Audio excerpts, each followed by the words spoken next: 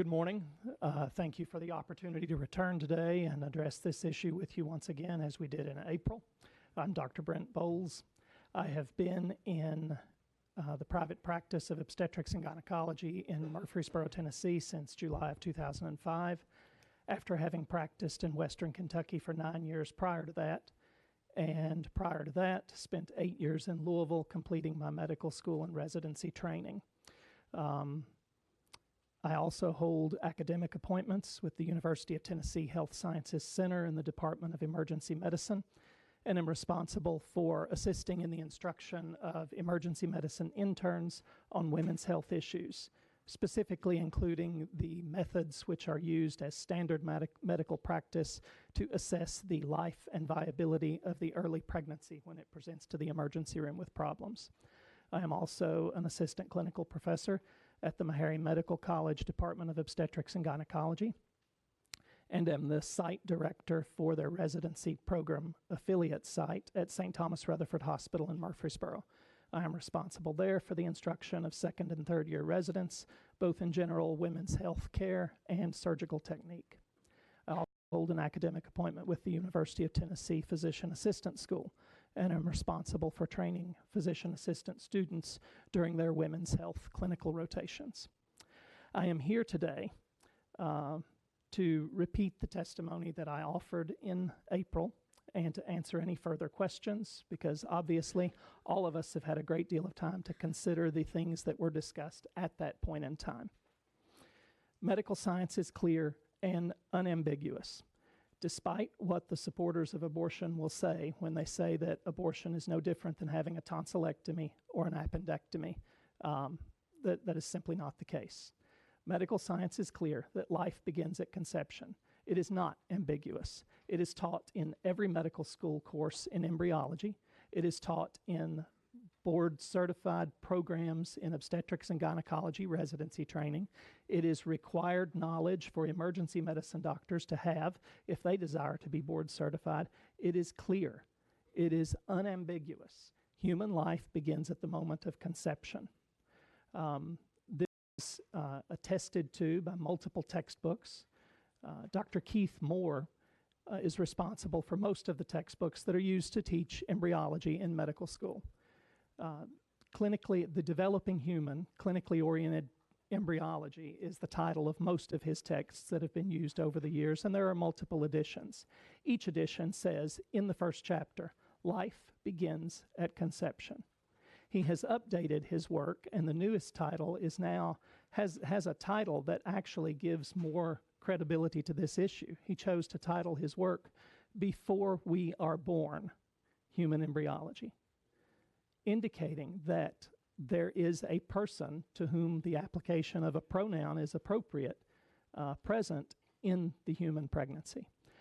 Dr. Bradley Patton's textbook, Human Embryology, has been in use for decades. It also says in its first chapter, human life begins at conception. There is no shortage of peer-reviewed journal articles and interviews and testimony given by physicians and scientific medical experts to journalists and to legislative bodies such as this one, that human life begins at conception. There's no ambiguity on this point. Former Planned Parenthood President Cecile Richards has tried to avoid answering that question. In an interview with Univision's anchor Jorge Ramos, he tried twice to pin her down and ask her when life begins. She deflected and avoided the question the first time, and then the second time said, well, I don't think the question is relevant to this conversation. And I would submit to you that it's not only relevant and important, it is the most relevant and most important question on this issue. Then in an interview with Playboy magazine, she made the claim that she's talked to multiple medical professionals who all assure her that there's no point at which life begins. That's simply not supportable by the overwhelming mountain of scientific evidence that tells us that we use to teach young medical students and doctors about when life begins and what, as medical professionals, our responsibility is in taking care of the pregnant woman. When we face a pregnant woman, no matter where she is, in an obstetric office, in an emergency room. Maybe she's been in a car wreck and she's seeing a general surgeon or an orthopedic surgeon. No matter who she sees, she has to be regarded as not one patient, but two. So if it's not a patient, then if it's not a patient, it's not a person. But if it's a patient, it's a person. This is common sense. And that has been overlooked in this debate. There are multiple. I would like to address what Mr. Bopp brought up yesterday. And he criticized our previous use of the word viability and our distinctions, the distinctions that we drew about the concept of viability. The word viability comes from the Latin via, which means life. And there are, as with many words in the English language, there are multiple ways this word is used. From the point of the obstetrician and the emergency room physician who is facing a patient who is pregnant and having problems early in the pregnancy, the diagnosis of viability, diagnostic, not prognostic, the diagnostic assessment of viability of whether or not this pregnancy includes a living human person is easy to make. It's standard medical practice.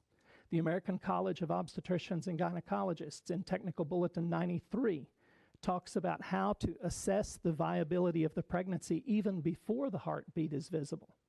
Technical Bulletin 93 clearly says that if the HCG, human chorionic gonadotropin, the pregnancy hormone, that's what's positive on a pregnancy test, if that level has an increasing trend where the trend increases by 66% or more in any 48-hour period, that's a demonstration of viability. Actually, it says that a failure to have a 66% increase is an assessment of non-viability. But if you're going to say it's non-viable in one setting, then you must accept the fact that it is viable in another setting. So if you see the increasing HCG trend, that's proof of viability.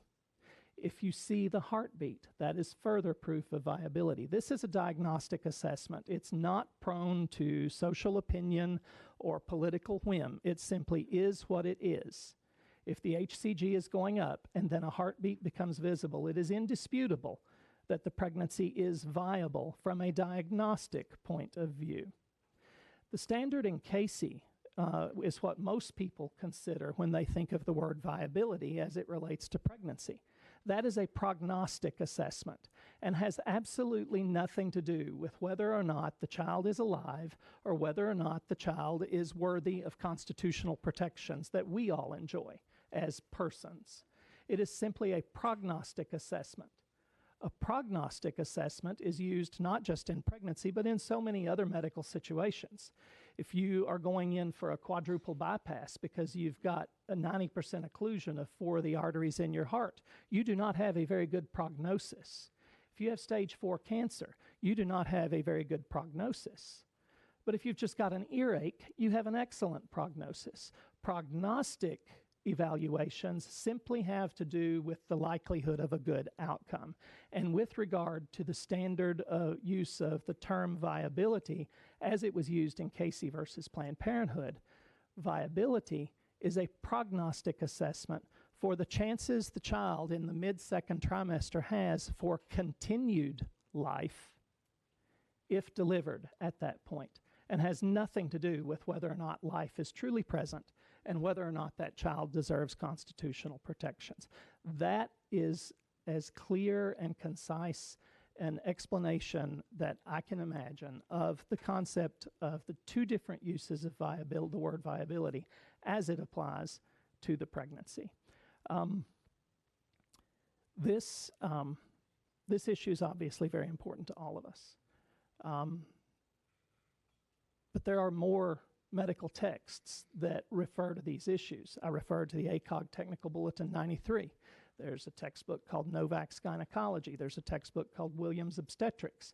And if the committee so desires, I can in short order provide you with the printed references from those texts.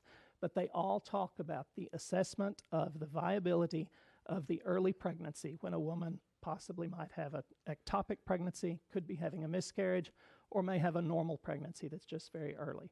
It's standard medical practice. And people may not like that, but it is what it is.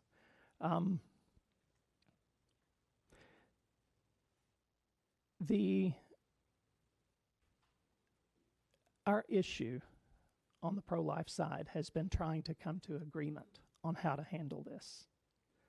And I would like to point out, from the presence of the supporters of the other side in large numbers in this room, and from statements that their leaders have made, they fear that Roe can be overturned.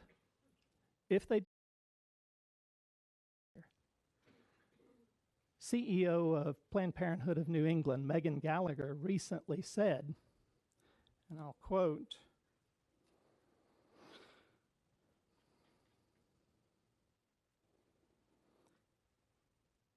"Each and every day we see proof that abortion rights are on the line, and we cannot risk the threats to abortion access that we're anticipating at the U.S. Supreme Court."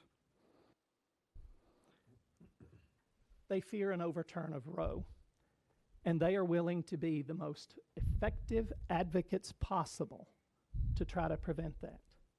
It's time for us as pro-life people to work together, to find a way to work together and be as effective an advocate for what we know to be true as they are for what they believe. And despite what some people think, that is an effort that is worth it.